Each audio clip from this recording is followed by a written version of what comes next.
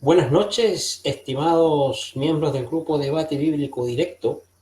Bueno, en esta noche vamos a continuar con esta temática, la doctrina católica versus las escrituras. Esta es la tercera parte de nuestra temática y se nos une Elión Pérez.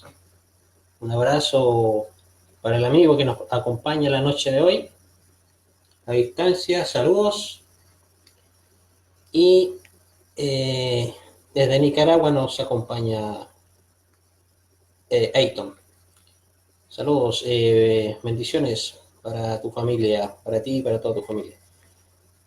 Y bueno, esta es la tercera parte que vamos a ver sobre esta temática donde estamos tocando diferentes eh, puntos de vista de diferentes doctrinas, de diferentes denominaciones del ámbito cristiano, y eso lo comparamos con lo que dicen las escrituras, ¿no? En contraste con lo que dicen las escrituras. Y bueno, vamos a esperar 2 minutitos a ver si alguien más se nos une al directo para comenzar. Y cabe señalar que los 2 videos anteriores están disponibles en nuestro grupo Debate Bíblico Directo y para que ustedes lo puedan ver, ¿no? Y se enganchan en la temática, ¿no? Una vez terminado con el tema de la doctrina católica, vamos a ver la doctrina, eh, podríamos tratar ver la doctrina de los evangélicos pentecostales, ¿no? O los mormones, ahí vamos a ver. Y la idea es que vamos a ir viendo diferentes doctrinas del ámbito cristiano, comparándolas con lo que nos transmite las escrituras. Eso nos une Jaime Enríquez. Un abrazo para el amigo ahí que se nos unió la noche de hoy, nos acompaña. Y para César Rodríguez también, a ver que ahí se nos une al directo. Bendiciones a cada uno de ustedes. Y bueno, vamos a iniciar entonces sin preámbulo. Un miembro del grupo me pidió que viéramos el tema de Juan 1.1.14 también, que quedó en el tintero, porque por falta de tiempo, en la parte 2 de esta temática no pude tratar el tema de Juan 1.1, que se usa harto para sustentar la doctrina de la Trinidad. ¿Mm? Así que vamos a tocar este tema un poquito antes de entrar a la temática de hoy día, donde vamos a ver el asunto del bautismo. ¿Mm? La doctrina del bautismo trinario. Entonces, vemos la parte de Juan 1.1 al 14, ya que muchos, muchos toman ese pasaje para decir que hay una Trinidad y de que Dios se manifestó en la carne, ¿ya? Y que el Hijo de Dios preexistía antes de la creación. ¿No? Vamos a ver si a la luz de las Escrituras esto es cierto o no. ¿Mm? Mira, ese tema, el tema de Yom Kippur, estimado, lo puedes preguntar en el otro grupo, ¿ya? Lo que pasa es que nosotros nos guiamos por un calendario eh, diferente al calendario que usa el judaísmo actual, el judaísmo post-templo, ¿ya? Y que sí, ese tipo de preguntas prefiero no tocarlas acá, por lo menos en este grupo. ¿Sí? Estimado, que sí, con gusto ahí en el otro grupo, el del movimiento, te puedo contestar esa pregunta eh, a la brevedad posible, si se hace la pregunta en el grupo. ¿Ok? Nosotros de hecho ya terminamos, terminamos la celebración de Yom Kippur. Bueno, estimados, entonces veamos el tema de Juan 1.1 al 14. Entonces, ¿qué nos dice Juan 1.1 al 14? Ustedes van a ver en el texto griego que dice en arge en hologos, kai hologos, en proston, teon kai Teos en holocos. ¿Ya? Esto lo traducen, por ejemplo, en Reina Valera, lo traduce comúnmente como en el principio era el verbo era con Dios y el verbo era Dios. ¿Mm? Pero esta traducción de el verbo es una traducción un poco, ¿cómo le digo? Un poco dogmática, un poco religiosa, en el sentido que exactamente César. Eh, ¿Qué le decía? Que es un poco dogmática en el sentido de que eh, cuando dicen el verbo, ¿ya? Lo asimilan o lo entiendan automáticamente como que el verbo es Jesús. ¿Ya? El verbo es Jesús. Pero vamos a ver que en realidad el verbo no es Jesús. Eso lo vamos a ver ahora. Hay que tener en cuenta, estimados, que en Juan 1.1, el contexto, 1.1 al 14, el contexto es el Bereshit, ¿ya? Es el Génesis, el primer capítulo de Génesis. A eso alude el autor del libro comúnmente llamado Juan, ¿ya? Y vamos a ver que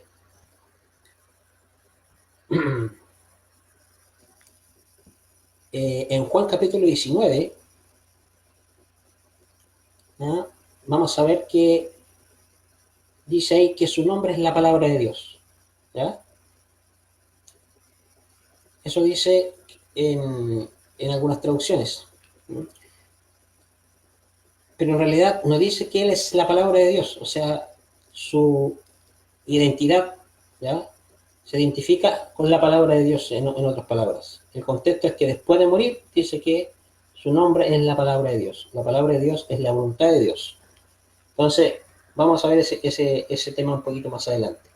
A lo que yo quiero ir es que hay una traducción, no recuerdo el autor de esa traducción de esa Biblia, que hace una traducción muy, muy buena del texto griego. Él traduce: en el principio era la palabra era con Dios y la palabra, y divina era la palabra.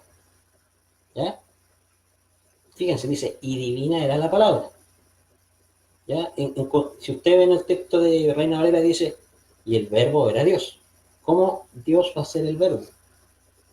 Porque el autor está aludiendo a Génesis, capítulo 1, donde dice que por la palabra del Eterno se hizo la creación, ¿cierto? Entonces, yo encuentro esa traducción más apropiada al contexto y al texto griego también. ¿Mm? Y divina era la palabra. Esta traducción, si nosotros la reconstruimos según el pensamiento judío del autor, si reconstruimos del texto griego al hebreo, quedaríamos lo siguiente. Cito, denme un segundo. Cito la reconstrucción del griego al hebreo, ¿no? Recordemos que esta literatura, a pesar de que fue escrita en griego, su contexto es judeo, de la época del primer siglo, ¿no?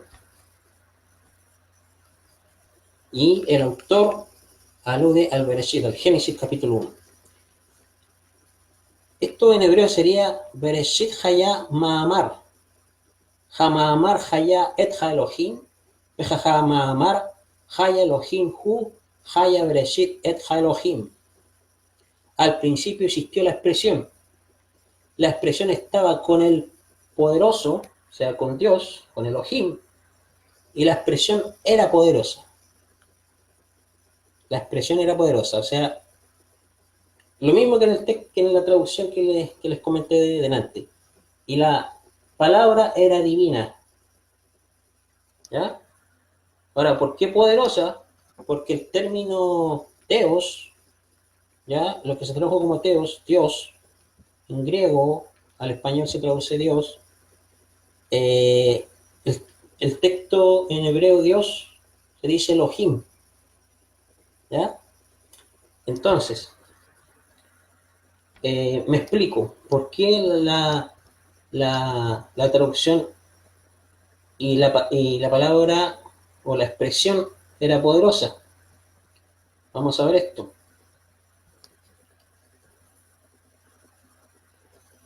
La palabra Mahamar, ¿no? La expresión, ¿ya? Porque en el texto de Génesis dice, eh, no dice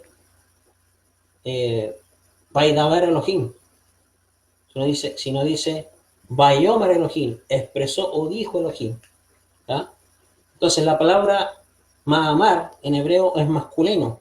Si hacemos la reconstrucción del griego al hebreo, la palabra es masculina, por lo tanto se usa el término descriptivo Elohim.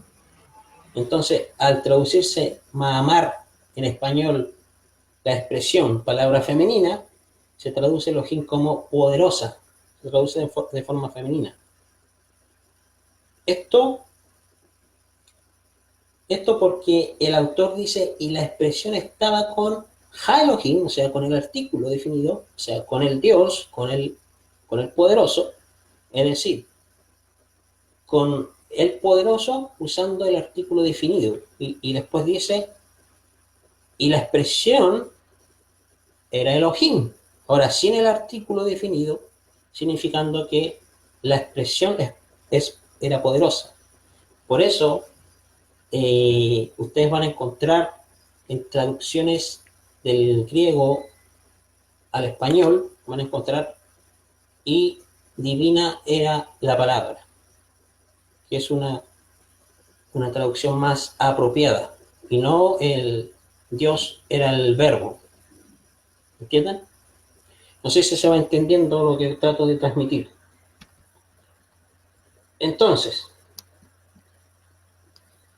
esto está en contexto con lo que alude el autor. El autor está aludiendo a Génesis, capítulo 1. ¿Ya? Eso hay que tenerlo claro al momento de leer este capítulo 1 de Juan. ¿Ya? El, el libro de comúnmente que llamamos Juan, bueno, yo lo llamo de otra forma, debido a que en realidad el autor no fue Juan, eso es materia para otro tema. ¿Ya? Este libro de este discípulo apreciado, como le dije anteriormente, está aludiendo a Génesis, que utiliza la expresión en griego logos, ¿ya? Y logos es literalmente palabra, ¿ya? Pero si hacemos la reconstrucción al hebreo, el hebreo debiera ser amar, expresión, y no dabar. ¿Por qué no dabar? Porque el autor está citando Génesis, y en Génesis no se utiliza la palabra Vaidabar Elohim, no se dice, eh, no dice Vaidabar Elohim, sino dice Vayomer Elohim. Y Vayomer es lo que se traduce comúnmente como y dijo Elohim. ¿Ya? Vayomer se utiliza, Vaidaber, si nosotros traducimos Dabar, Vaidaber en realidad se utiliza en el acto de conversar. Pero Vayomer, como sale en Génesis, cuando dice y dijo Dios, haya la luz, dijo la luz, ¿ya? Ahí utiliza el término amar, expresión. Por eso el texto hebreo, perdón, dice Vayomer Elohim, ¿ya? No dice Vaidaber Elohim. Y Vayomer Elohim es mucho más profundo. Por eso se sugiere que para el caso de Génesis, capítulo 1, se puede traducir como y quiso Elohim, pues Vayomer es la voluntad de Dios, el solo querer de Dios, Él hace existir lo que Él quiere. ¿Se va entendiendo? Entonces, Dios quiso que exista la luz, por eso está escrito, Vayomer Elohim Ehit Or Vaehit Or. Es decir, expresó Dios que exista la luz y existió la luz. Que bien puede interpretarse como, y quiso Dios que exista la luz y existió la luz. Es por eso que no es extraño que luego el mismo autor dice, y la Mahamar se hizo carne, o sea, la expresión se hizo carne, el logos se hizo carne, ¿ya? Aquí cuando el autor dice, y la palabra se hizo carne, en el griego, o si hacemos la reconstrucción en hebreo, la expresión se hizo carne, Mahamar, se hizo carne, no quiere decir de que Dios se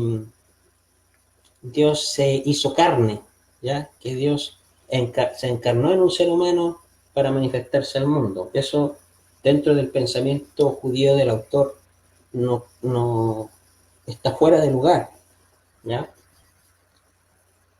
Es por eso que, como dije anteriormente, no es extraño que en Juan 1.14 dice, y la mar se hizo carne, o la palabra se hizo carne, ¿no? Es decir, el deseo de Dios, la voluntad de Dios, el querer de Dios en relación a la redención de Israel por medio del Mesías, ¿ya? Quien es sugerido ahí mismo por el autor como la luz del mundo, se hizo carne, se concretó el plan, o sea, esto se hizo una realidad cuando nace Jesús de Nazaret, Yeshua de Nazaret. Entonces, con esto queda más que claro que Jesús de Nazaret eh, no es la palabra de Juan ahí 1.1, ¿ya? Jesús de Nazaret no es la expresión, la Mahamar que vemos en Génesis, ¿ya? Y Josué de Nazaret no es el mal llamado verbo. Como les dije, la expresión, la frase, la expresión se hizo carne y residió entre nosotros, o la palabra se hizo carne y residió entre nosotros, en ningún momento el autor está tratando de demostrar que Dios, el creador, se hizo carne, sino la expresión, es decir, el querer de Dios en relación a la redención de Israel por medio del Mesías. Y esto se hace una realidad cuando nace Jesús de Nazaret, Jesús de Nazaret. El autor lo que está haciendo es utilizar un recurso lingüístico hebreo para referirse a la concreción del plan de Dios en lo referente al Mesías, de quien se sugiere que fue concebido en la festividad de Hanukkah. Por eso se le llama la luz de los hombres, teniendo en cuenta que la festividad de Hanukkah es la fiesta de las luces. También se sugiere que nació en la convocación a la fiesta de Sukkot, por eso que dice, y puso su tienda entre nosotros, como dice en el texto, y puso su tabernáculo entre nosotros. De eso, Sukkot es la fiesta de las tiendas de acampar. Desde luego que Jesús descendió de las esferas celestes, ahí en Juan, capítulo 6, versículo 38, pero no se refiere a su persona, sino se refiere a este concepto hebreo que nosotros llamamos Yehidá, es decir, un propósito único en el plan de Dios para la humanidad. Esto es lo que está diciendo el autor realmente de Juan 1.1. De hecho, si decimos que Jesús es literalmente la palabra de Dios hecha carne, Dios hecho carne, vamos a ver que en el versículo 19, como decía, que dice que su nombre es la palabra de Dios, no dice que él sea la palabra de Dios, o sea, su identidad se identifica con la palabra de Dios. El contexto es que después de morir, Jesús dice que su nombre es la palabra de Dios. Ahí en Juan capítulo 19. La palabra de Dios es la voluntad de Dios. De hecho, Jesús en realidad nunca se identifica con la palabra de Dios. En Juan capítulo 14, versículo 24, cuando dice, y la palabra de Jesús es la palabra de Dios. ¿Ya? Mire, voy a buscar los pasajes. Denme un momento, los vamos a buscar para que no se diga después desde que yo estoy inventando esto, ¿ya? Por ejemplo, voy a buscar Juan 14, Juan 14, 24. Voy a buscarlo aquí en mi celular, denme un segundo. Juan 14, versículo 24. ¿Qué dice? Pues miren, dice, dice lo siguiente: el que no me ama no guarda mis palabras, y la palabra que habéis oído no es mía, sino del Padre que me envió. O sea, Jesús no se identifica como la palabra. Veamos otro pasaje. Vamos a ver otro pasaje. Mire, Juan capítulo 17, capítulo 17, versículo 6. ¿Qué dice? Mire, dice: he manifestado tu nombre a los hombres que del mundo me diste, tuyos eran y me los diste y han guardado tu palabra. O sea, se está refiriendo a la palabra de Dios. O sea, Jesús no se identifica con la palabra. Veamos Juan capítulo 8, versículo 55. Juan capítulo 8, versículo 55. Fíjense, ¿qué dice? Dice: pero vosotros no le conocéis, mas yo le conozco, y si dijere que no le conozco, sería mentiroso como vosotros, pero le conozco y guardo su palabra. Y vemos los últimos versículos, por ejemplo, Juan, capítulo 10, versículo 35. Juan, pues, capítulo 10, versículo 35, dice lo siguiente.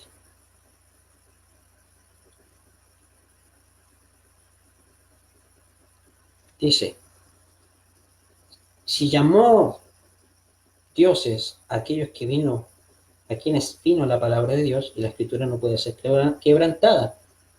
O sea, eh, se les llamó dioses, es decir, personas con autoridad. Recuerden que la traducción Dios su equivalente hebreo es Elohim. Elohim, cuando se le aplica a las personas, no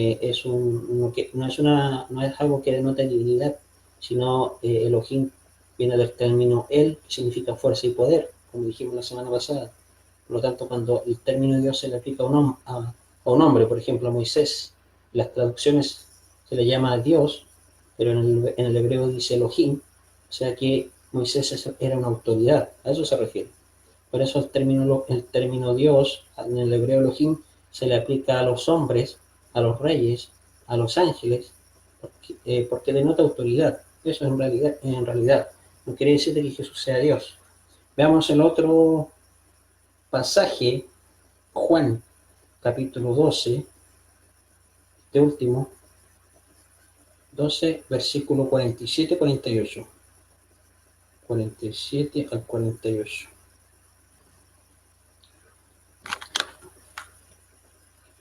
Versículo 47. Versículo 47 al 48. Vamos a buscarlo aquí. Dice lo siguiente. Dice: al que oye mis palabras y no las guarda, yo no le juzgo, porque no he venido a juzgar al mundo, sino a salvar al mundo. ¿Sí? Si se dan cuenta, entonces Jesús no se identifica como la palabra de Dios, ¿ya? Así que podemos ver que el contexto de Juan 1:1 al 14 alude a Génesis, al libro de Bereshit, como se le conoce en hebreo, ¿ya? En el principio o al comienzo. Con esto ya queda respondida la pregunta de Amador, uno de los miembros del grupo, que me preguntó por Juan 1:1. ¿Cómo hay que entenderlo? Entonces, ahora vamos al tema que nos compete hoy, el tema del bautismo, ¿ya? El bautismo que tanto, que tanto, denme un segundo, vamos a cerrar aquí. unos pasajes que tengo aquí. Ok, entonces, el bautismo. ¿Qué es el bautismo? ¿Mm? El bautismo es el acto de inmersión en aguas, ¿no es cierto? Antiguamente se hacía en aguas corrientes, o sea, en un río donde fluía el río, ¿cierto? Bueno, bautismo es un calco lingüístico, ¿ya? De- del término griego, eh, no recuerdo, bautismo, algo así, no recuerdo bien la expresión griega, cómo se pronuncia, pero es un calco lingüístico. Y su equivalente hebreo es tevilá, ¿m? Tevilá, ¿ya? Que en hebreo se conoce como el acto de inmersión en aguas vivas, en aguas corrientes. Esto en hebreo se conoce como manhaim, ¿ya? Esto se puede hacer en aguas corrientes, como dijo, también en una mikveh. Una mikveh, que es una piscina para realizar una purificación, ¿ya? Un baño, una piscina ritual para hacer las tevilot, las inmersiones en las aguas. Y esto es un acto simbólico, ¿ya? De hecho, el término tevilá, ya que como les dije es inmersión en aguas corrientes, ¿ya? Este es una práctica que no surge con Israel, ¿ya? Es una práctica muy habitual en el antiguo Medio Oriente, ¿ya? Y hasta el día de hoy. Lo que pasa es que el pueblo de Israel tomó este rito, ¿ya? Y lo aplicó a su, por decirlo de esta manera, a su fe, ¿ya? Refinó la práctica. ¿Mm? Y como yo les dije, la semana pasada, o no me acuerdo cuándo fue el tema anterior que dimos, en el tema anterior que estuvimos tocando, dijimos que en el Codex Sinaítico no sale, por ejemplo, el bautismo trinario tal como sale en las traducciones, ¿ya? Y también no sale en el Mateo Bro de Chantó, no sale la fórmula trinaria de bautizar en el nombre del Padre y del Espíritu Santo. De hecho, si vamos al libro de los sellos de los emisarios, los apóstoles, vamos a ver muchas referencias que el bautismo se hacía en el nombre del Maestro de Nazaret, en el nombre de Jesús, o Yeshua, como se le conoce en hebreo. Entonces, esto, en realidad, el bautismo trinario fue una añadidura por parte de la Iglesia Católica para así dar crédito a su doctrina trinaria. ¿No? Y vamos a ver que en realidad el bautismo no es solamente para remisión de pecados, como lo enseña el cristianismo. El bautismo o la tevilá, la inmersión en las aguas, que implica otras cosas también. ¿Ya? Antiguamente uno hacía este acto de purificación en un sentido simbólico. ¿No? No es un baño de limpieza física, en esencia es un ceremonial que no tiene valor alguno, ¿ya? Sino es la persona que le da un valor, la persona que realiza la tevilá, la inmersión en las aguas, ¿ya? Es un medio de preparación psicológica, ¿ya? Es un acto físico, por supuesto, en el mundo de la acción, en el mundo de la materia, ¿ya? A través, a través el cual el ser humano hace todo lo posible, ¿ya? En este mundo físico para acercarse a la divinidad, al creador, ¿ya? O sea, se prepara psicológicamente, por ende, antes de cada fiesta, las fiestas que celebran los judíos, las Moadim en hebreo, en cada fiesta se acostumbra a hacer una tevilá, se acostumbra a sumergirse en las aguas, ¿ya? debido a que es una preparación psicológica, como dije. Hay algunos que realizan algunos movimientos judíos hasta el día de hoy que realizan la tevilá de forma diaria, ¿ya? O sea, por ejemplo, cuando antes del Shabbat, del día de reposo, como se le conoce comúnmente, en realidad ese es el día de cese, los judíos hacen una tevilá de purificación, una preparación psicológica, ¿ya? Para tener esa cercanía con la divinidad. Por ejemplo, en el Pentateuco, los primeros 5 libros que se le conoce comúnmente como los libros que se le atribuye a Moisés, ¿ya? Esto en hebreo se le conoce como la Torá, ¿ya? En la Torá o en el Pentateuco dice que antes que los israelitas recibieran la Torá, o sea, la ley, ya lo que comúnmente se le llama la ley, en el monte Sinaí tuvieron que purificarse previamente. Entonces, aquí podemos ver que la tibilá o el bautismo, si le queremos llamar así, ¿ya? Es un acto ritual, un acto simbólico para tener un encuentro con la divinidad. O sea, la tibilá, la inmersión en las aguas, en esencia, precede los mandamientos. ¿Por qué preceden los mandamientos? Porque los israelitas tuvieron que hacer este acto simbólico de purificación antes de recibir las tablas, los mandamientos. ¿Mm? La tevilá es una práctica común, como dije, en el antiguo Medio Oriente hasta en nuestros días, ¿Mm? Por los observantes de la Torah, o sea, los judíos que observan lo que comúnmente se le llama la ley. ¿Por qué digo lo que comúnmente se le llama la ley? Porque en realidad no la expresión Torah, la palabra Torah, en realidad no significa ley, significa instrucción. Esta viene del verbo yará, que significa disparar. ¿Ya? Disparar es como uno dispara una flecha con un arco. ¿Ya? Y su, su traducción puede ser instrucción, enseñanza. ¿Ya? Eso sería lo más adecuado, lo más una correcta traducción del término Torah, más que en realidad ley. Entonces, en los escritos que nosotros conocemos como Nuevo Testamento, ¿ya? Yo a esta literatura, bueno, el movimiento al cual pertenezco le llamamos escrito de los primeros discípulos, que fue también de Resumir, ya que el nombre Nuevo Testamento se lo dio la Iglesia Católica, ¿ya? De hecho, ese nombre Nuevo Testamento, Antiguo Testamento, es un nombre que se lo dio la Iglesia Católica. ¿Sí? Y esta literatura que ustedes conocen como Nuevo Testamento, ahí se registra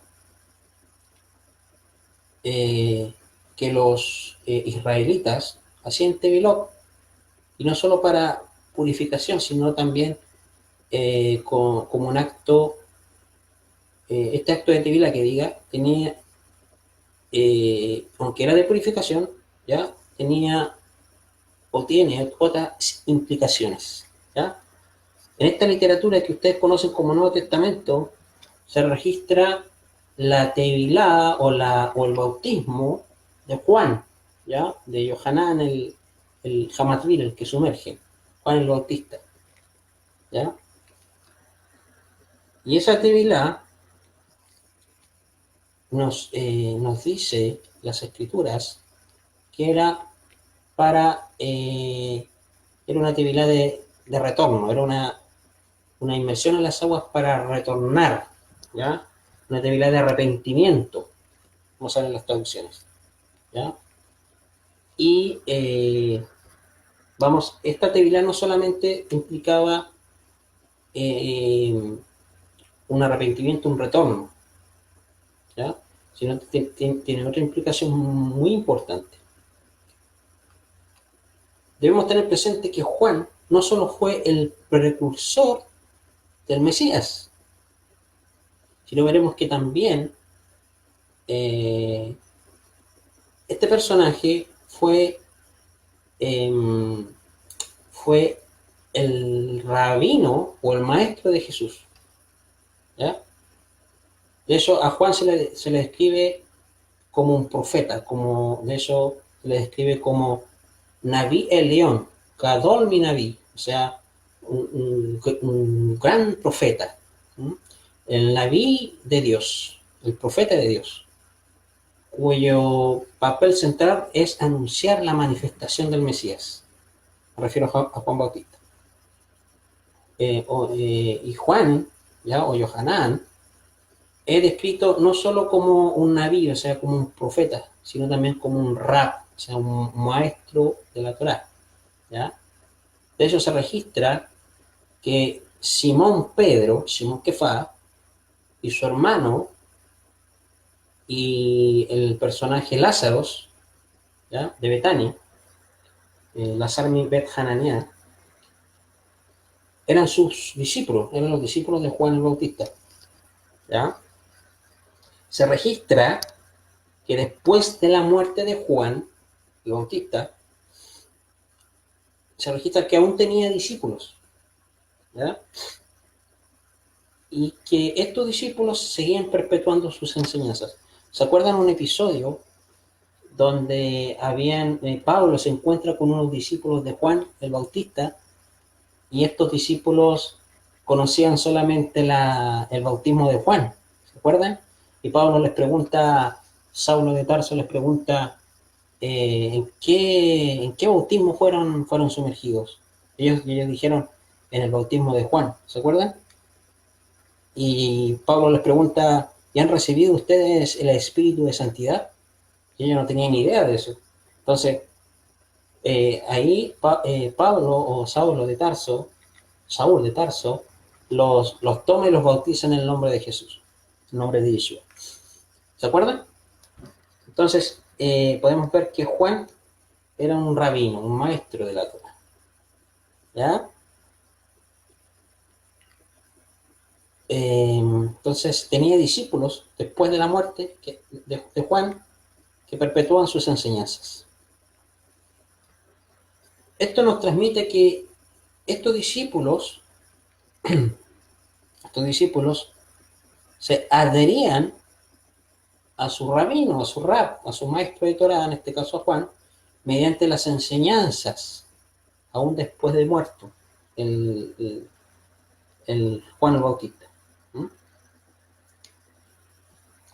Para los lectores simplistas, ven la tevilá o el bautismo de Juan como una expresión de arrepentimiento solamente, y nada más. Esto es cierto, pero el bautismo de Juan implica todo lo que dijimos anteriormente, que es un acto de purificación, que es un acto de retorno, de arrepentimiento, ¿ya? Pero además implica en esencia la evidencia de frutos de retorno, de arrepentimiento genuino, un arrepentimiento completo. O sea, correr todo el camino en el proceso del retorno, ¿ya? Pero no quedarse solamente ahí a mitad de camino.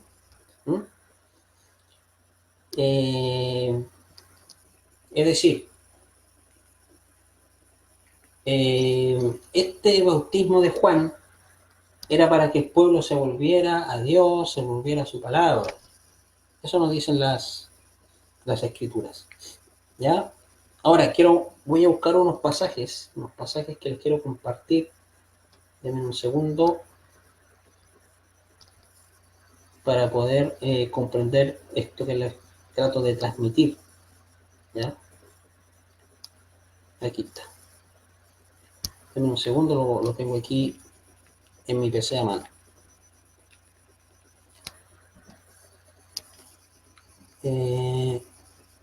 Entonces, la tevilá de Juan no solamente es una tevilá que implica un acto de purificación, sino un acto de un acto de, a ver cómo se le dice la expresión, para remisión de pecados. No solamente es eso, ¿ya? Sino es es una tevilá, es una purificación, un bautismo, para que el pueblo volviera a Dios, volviera a la palabra de Dios. ¿Ya? Eso hay que tenerlo claro. Deme un segundo, se está abriendo aquí el archivo para poder compartir algunos versículos que tengo aquí para que podamos comprender mejor el bautismo. ¿Ya?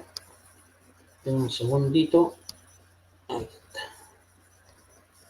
Ya, lo tengo aquí a mano.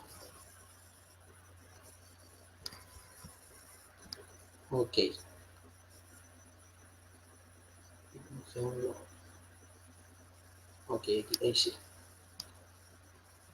Miren, si ustedes... a ver. Aquí tengo el pasaje, ya. Lo tengo aquí a mano. Ya, ustedes también me pueden acompañar si gustan, si tienen una Biblia a mano ahí. Pueden acompañarme. Vamos a ir al libro de Juan, ¿ya?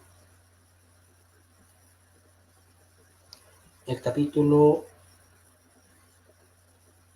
3, perdón, el libro de Juan, perdón, el libro de Lucas, ¿ya? En Lucas capítulo 3, versículo 3, 2 y 8, ya dice, vino la palabra de Dios a Juan, ¿ya? Eso dice el pasaje, vino la palabra de Dios a Juan y dijo, hijo de Zacarías, dice, en el desierto. El versículo 3 del capítulo 3 dice, él fue por toda la región contigua del Jordán, proclamando la inmersión del retorno para perdón de pecados. ¿Ya? Ya, o sea, tenemos que el bautismo de Juan era para que el pueblo retornara, porque se traduce comúnmente como arrepentimiento, ya que esto en hebreo es teshuvah, un retorno, obviamente que implica el arrepentimiento, para perdón de pecados. El versículo 8 dice, haced pues frutos dignos de el retorno o arrepentimiento completo, genuino. ¿Sí? Y no comencéis a decir dentro de vosotros mismos, tenemos a Abraham por padre, porque os digo que Dios puede levantar a los hijos de Abraham aún de las piedras, dice. ¿Ya? ¿Qué quiere decir esto? Que no hay que usar como pretexto, ¿ya? No hay que usar como pretexto de que Abraham es nuestro padre y que mediante su sehut, o sea, mediante sus méritos, ¿ya? Sean un medio de santificación, ¿ya? De méritos que puedan expiar o cubrir las culpas. Si no, dice, Juan dice, ¿ya? Y no se justifiquen en sus corazones diciendo, Hashem es nuestro Padre. O sea, ¿qué nos enseña el bautismo de Juan? Hagan frutos de arrepentimiento, hagan frutos de retorno, de volverse a Dios, volverse a la Torah. ¿Ya? En el capítulo 3 de Lucas, igual en el versículo 10, dice lo siguiente, mire, dice, la gente preguntaba diciendo, entonces, ¿qué haremos? ¿Ya? El contexto ahí es cuando Juan bautizaba en el jardín. Y el versículo 11 dice, y él respondió y les dijo, el que tiene dos túnicas, dé al que no tiene. El que tiene que comer, haga lo mismo, dice. Y el versículo 12 dice lo siguiente. Dice, vinieron también unos publicanos para ser sumergidos y le dijeron, maestro, rabí, ¿qué haremos? Y el versículo 13 dice, les dijo, no exijáis más de lo que está ordenado. O sea, esto implica, el bautismo de Juan implica las buenas obras también, ¿ya? Como dice el que tiene dos túnicas, el que no tiene, el que tiene que comer haga lo mismo, ¿ya? Y después vinieron unos publicanos, dice, para ser sumergidos, y le preguntaron, ¿qué haremos? No exijáis más de lo ordenado. O sea, que Acuérdense que los publicanos tenían la costumbre de, de cobrar más plata de lo que en realidad era, ya más dinero. Entonces, él les dice, no exijáis más de lo que está ordenado. Y en el mismo capítulo 3, versículo 14, dice también, le preguntaron a los soldados diciendo, ¿y nosotros qué haremos? Y les dijo, no hagáis extorsión a nadie, dice, ni calumniéis, y contentaos con vuestro salario. El 15 dice, como el pueblo estaba en expectativa preguntándose todos en sus corazones si acaso Juan era el Mesías, ¿ya? El versículo 16 dice, respondió Juan diciendo a todos, yo a la verdad os sumerjo en agua, dice, pero viene uno más poderoso que yo, de quien no soy digno de desatar la correa de su calzado.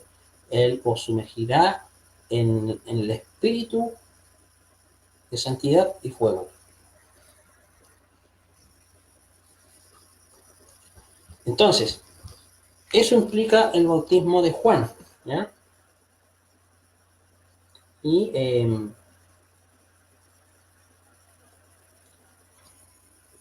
el bautismo en el libro de los Hechos se transmite lo mismo. Por ejemplo, en Hechos capítulo 2, ¿ya?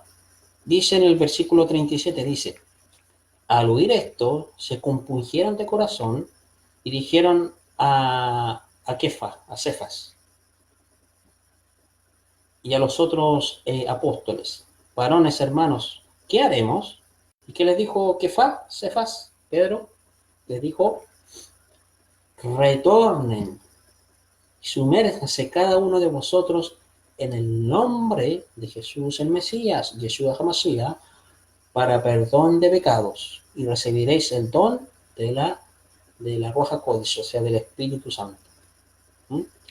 El 39 dice, porque para vosotros es la promesa, y para vuestros hijos, y para todos los que están lejos, para cuantos el Señor nuestro Dios los llamare. ¿Mm? O sea, la promesa de Espíritu de Santidad, cuando uno se bautizaba, ¿no es cierto?, en las aguas, y después uno era lleno del Espíritu Santo, ¿no es cierto? Y esa promesa era para el pueblo de Israel. Y después dice en el mismo capítulo 2, versículo 41 al 42, dice, así que así que los que recibieron su palabra fueron sumergidos, dice, y se añadieron aquel día como 3.000 personas, y perseveraban en la enseñanza de los apóstoles, en la comunión unos con otros, y en el partimiento del pan. ¿Ya? Ahora, como les dije anteriormente, el bautismo no solamente implica todo lo que hemos dicho ahora, el bautismo también era un acto de iniciación, un acto de discipulado. ¿Mm? O sea, es un acto para poder entrar a un movimiento o una comunidad. De hecho, en el judaísmo hoy en día se usa la tevilá, la inmersión en las aguas, para ser parte de un movimiento judío o para participar de una comunidad judía y por ende ser parte de Israel. ¿Ya? Eso es lo que se conoce como en términos modernos, como conversión. ¿Ya? En el Tanaj, en la Biblia hebrea, esto se conoce como Giur. ¿Ya? Giur, que es asimilación al pueblo hebreo, al pueblo judío. ¿Ya? Por ejemplo, un ejemplo claro de asimilación de Giur, conversión, ¿ya? Donde los prosélitos se asimilan al pueblo de Israel, el pueblo judío, y uno de los actos que hacen es la inmersión en las aguas, ¿ya? Y esto es un paso al discipulado. Dice, por ejemplo, en el libro de Juan, capítulo 3, versículo 26, dice, Y vinieron a Juan, y le dijeron, Rabí, maestro, mira, el que estaba contigo, o sea, Jesús, el que estaba contigo, al otro lado del Jordán, de quien tú diste testimonio, sumerge y todos vienen a él. El capítulo 4, versículo 1. No, antes de tocar el capítulo 4, versículo 1, analicemos este pasaje. Analicémoslo. Ahí en capítulo 3, versículo 26. ¿Ya?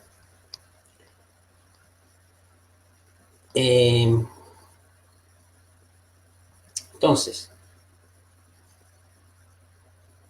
aquí nos está transmitiendo este versículo es que en términos concretos, la tevilá o la inmersión al bautismo de Juan es para formar parte de los discípulos de Juan.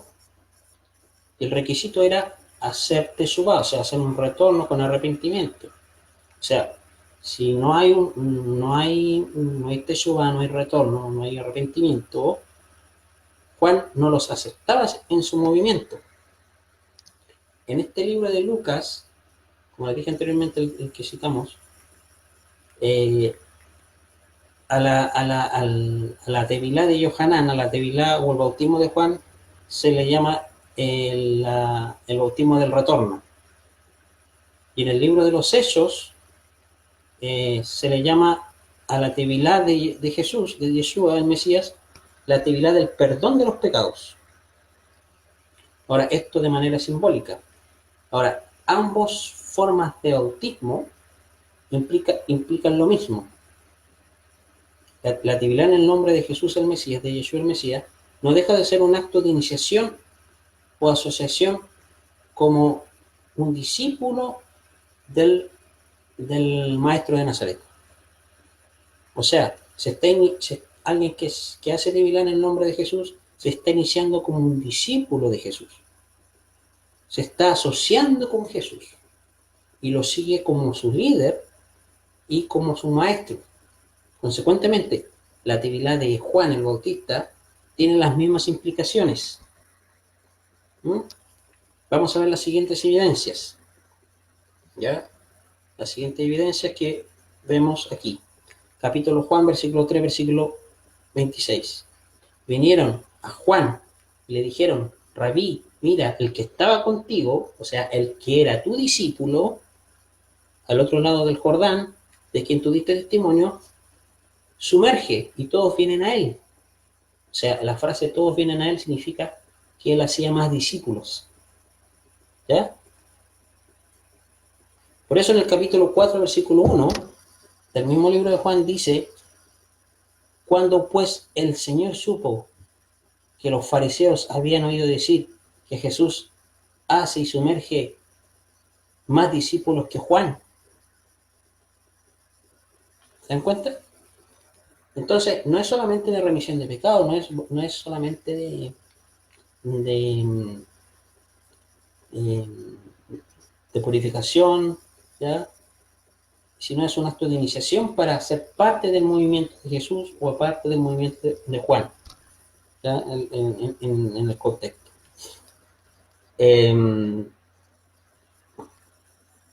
Cuando dice ahí, el que estaba contigo, es decir, el que era tu discípulo, hace más discípulos. Eso quiere decir de que Jesús era un discípulo de Juan el Bautista, ¿ya?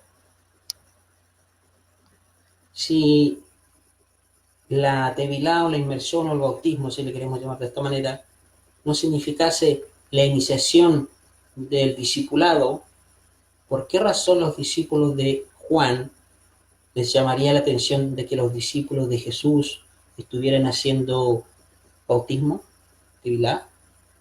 ¿Cuál es la preocupación? ¿Qué hay de malo en esto? Si supuestamente es solamente un acto simbólico de purificación.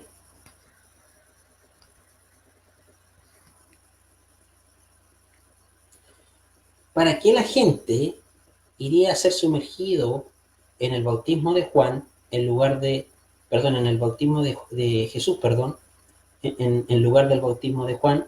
¿Acaso no sería más correcto de que Jesús llevase a las personas a Juan para que estos sean bautizados por Juan, eh, como como la debilidad del arrepentimiento en sentido general. Esto significa, estimados, que el bautismo o la debilidad, la inmersión en las aguas, es un acto de iniciación de un discípulo y que Jesús o Yeshua era un discípulo de Juan. Jesús aquí está iniciando un nuevo movimiento, una nueva escuela. ¿Ya? Recuerden que Jesús no vino a fundar una nueva religión, no vino a fundar el cristianismo. Jesús dijo claramente que venía por las ovejas perdidas de la casa de Israel. Esa era su misión. ¿Mm? O sea que Jesús no es el fundador del cristianismo. Y él lo que hizo es formar un movimiento judío como tantos otros movimientos dentro del pueblo de Israel, como los fariseos, los saduquín, los saduceos, los celotes, ¿qué otros movimientos habían? El movimiento del Qumran, por ejemplo. ¿Ah? El movimiento de Jesús se llamaba los nazarenos, como dice ahí en el libro de los Hechos, o los del camino. Entonces él está formando este nuevo movimiento, esta nueva escuela, y Jesús pasa a ser ahora de discípulo, pasa a ser ahora un rab, un maestro de la Torá, un rabino, ¿ya? Lo que se conoce en términos modernos hoy en día como rabino. ¿Ya? Y los discípulos, las personas que iban a bautizarse en su nombre, pasaban a ser estudiantes de él, alumnos. Esto en hebreo se conoce como talmidim, ¿ya? Alumnos, estudiantes, discípulos. El objetivo de la actividad de Juan, al ser discípulos, era trasladar a sus discípulos a la escuela del Mesías, de Jesús. Y un ejemplo claro, esto lo podemos ver en esos capítulos 19, ¿ya? Voy a buscar capítulo 19, versículo 1 al 3. Miren, fíjense lo que dice este pasaje. Capítulo 19. Mire, en Hechos de los Apóstoles, capítulo 19, dice: aconteció que entre tanto que Apolos estaba en Corintos,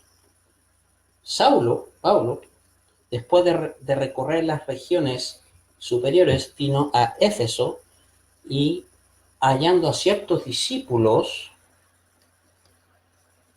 les dijo: ¿recibisteis el Espíritu de Santidad cuando creísteis? Ellos le dijeron: ni siquiera hemos oído si hay un Espíritu Santo. El 3 dice: entonces dijo: ¿en qué pues fuisteis sumergidos? Ellos dijeron: en el bautismo de Juan. El 4 dice: y dijo Pablo, Juan sumergió con el bautismo del retorno, diciendo al pueblo que creyesen en aquel que vendría después de él. Esto es en Yeshua el Mesías, Jesús el Mesías. El 5. Cuando oyeron esto, fueron sumergidos en el nombre del Señor Yeshua, o Jesús. Y habiéndoles impuesto las manos, dice el 6,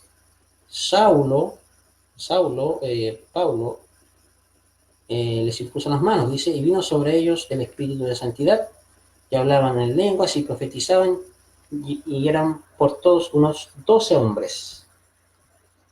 ¿Se dan cuenta? Entonces, el objetivo del bautismo de Juan, la debilidad de Juan, la inmersión de las aguas de Juan, al ser discípulos, era trasladar a los discípulos de su escuela a la escuela del Mesías. Y un ejemplo claro lo vemos aquí en este capítulo 19, versículo 1 al 3. Y otro ejemplo claro lo vemos como los que eran discípulos de Juan, como por ejemplo Simón Kefá, Simón Pedro, ¿ya? Andrés y Lázaro, que eran discípulos de Juan, pasaron a ser discípulos de Jesús. ¿Mm? Entonces, ese es el objetivo del bautismo en las aguas. Y esto se ha perpetuado hasta el día de hoy. ¿Ya? Y podemos ver claramente que se hacía en el nombre de Yeshua.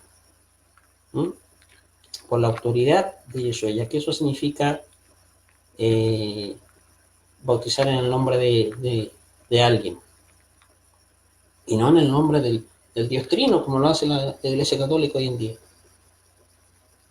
Por cierto, ya vimos el asunto de la Trinidad en la transmisión pasada, y aquellos que no lo han visto, lo invito a ver y les va a quedar más clara lo que estamos transmitiendo.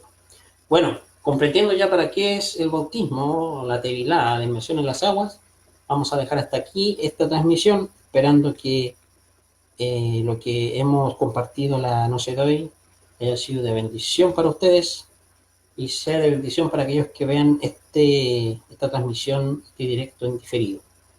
Gracias por los que nos acompañaron la noche de hoy. Tengan muy buenas noches. Muchas bendiciones para ustedes, para toda su familia.